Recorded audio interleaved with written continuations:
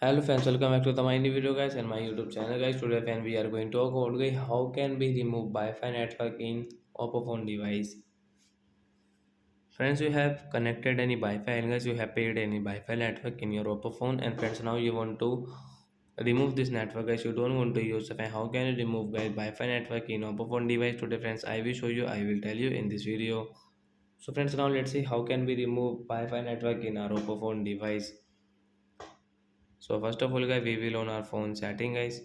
After on phone setting guys scroll it, and you can see this house settings. So hence you can see guys your Oppo phone Wi-Fi setting guys, tap here which device guys you have connected and paired guys. You can see here I have this 5G network, and guys I want to remove my 5G network. So right side icon guys, tap here, and you can see guys this remove this network and guys QR code. So friends you want to share your QR code, so friends you can share from here, and friends you can see guys remove this network guys, tap here to remove it. So after remove guys we cannot use the Wi-Fi network guys. If we use, so we will have to enter password again, then guys we can use it.